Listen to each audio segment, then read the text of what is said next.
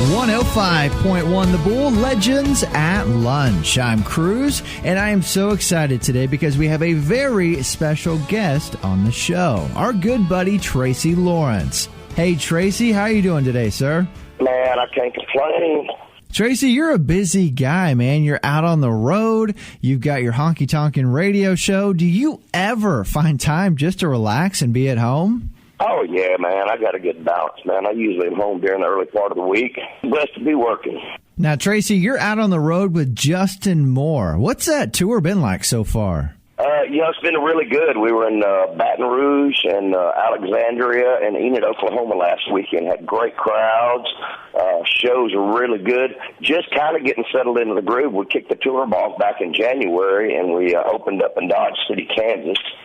And we were supposed to have South Dakota and North Dakota that weekend, and we had that ice storm that came through, so we lost both of those weekend shows. So really, this past weekend was the unofficial start. I guess this is like the first full weekend we've had.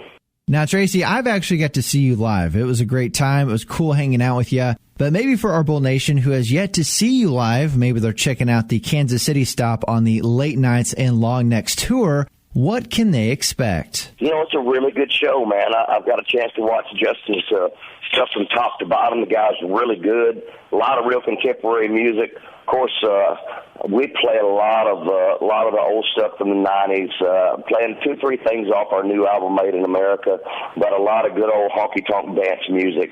I've got a really good band, man. We had a great time on stage, a lot of good chemistry. Production is really great. A lot of real cool live production stuff we've got going on, so it's just a really well-balanced show, man. Now, Tracy, there is no question, no doubt, you've had one heck of a country music career. But are there any songs that maybe you passed on that ended up being hits for another country music artist?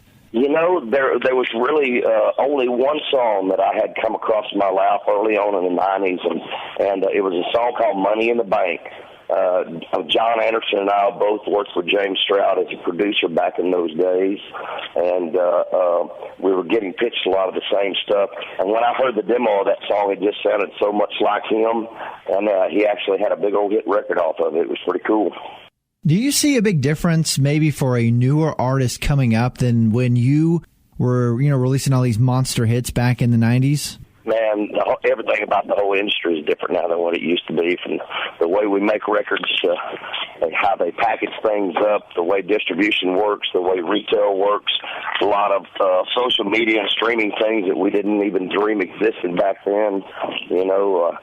Everything's different nowadays. It's just a completely different world we live in. I could see how all that's changed. What about touring? Has that changed any throughout the years? Really and truly, man, everything's changed. Technology has made things much more compact. It's easier to get big sets up and down than what it used to be. I mean, set carts used to be really heavy risers, and the things you had to carry with you took so much more manpower. The moving lights were so much more cumbersome and took so many more people to get all that stuff hung when you were coming in for a day. Everything's just so much more streamlined now. You can get up and down and in and out with a lot more gear in a much quicker time. It's just, the whole world's moving faster now. Now, Tracy, some country music artists have rituals before their shows. Do you have one of these? Shot Patron, man. So, Tracy, you have an interesting story regarding Tim McGraw and a workout and involving a tractor tire or something like that. Can you clarify that? Oh, yeah. They carry a whole gym in the semi-trailer, man. He was up there flipping tractor tires, and I'm sitting there drinking a beer. It was pretty awesome. Yeah, man, me and him stay in touch, but he's turned into a workout beast these days. I like to work out. I'm heading to the gym here as soon as I get off the phone with you, but I don't want to hit it that hard. My old body can't take it that way anymore. So, Tracy, when you are at home and you're relaxing, what do you do in your spare time? I like to fish. I like to play a lot of golf on the road. I'm not any good, but I like the game.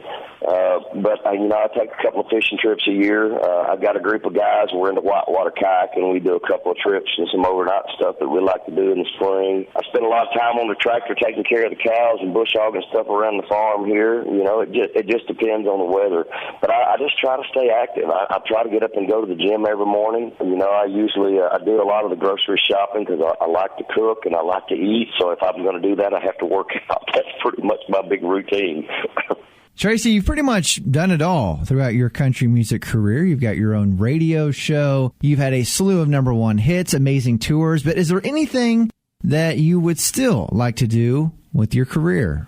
You know, I've done some acting. I've done a couple of low budget movies. We're actually working on doing a pilot for a new TV show right now. I've got a couple of things in the works. I've got a Broadway play that I wrote the score for called Storming Heaven, which is about the West Virginia coal mines. It's run a few weeks at the West Virginia campus at West Virginia University.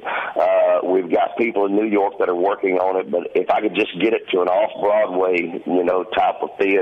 But we're working on it, man. We've been trying to put the pieces together for this thing for a long time. So there's a lot of things that are idling in the wings right now. They just haven't gotten completely through fruition yet. So, everything that I dream of doing is always on the creative plane. I'm still actively engaged in writing songs all the time and just trying to continue to grow and move forward, It seems pretty common anymore that a lot of country artists are writing for other musicians. Is that something that you do or you're interested in? I've had a couple of B cuts, but I've never had a big hit from somebody else. I'd like to see that happen sometime. I don't really pitch a lot of my stuff. I've had some real close calls, but for the most part, when I do write, I write toward an album, and I pretty much get everything I need out of that. So, as I get to the point where hopefully I can slow down and not tour so much out on the road, maybe that's something that can wind up on the bucket list too, of having a big hit by somebody else. When you're writing a song, where do you get your inspirations from? Do you have any rooms you go to, or maybe you just take a drive to kind of clear your head? Do you have a process for writing new songs? For me, I keep notes throughout the year. I don't typically write well at home. There's always too many distractions. I don't write well on the road. I have done it in the past, but for me, I like to schedule appointments.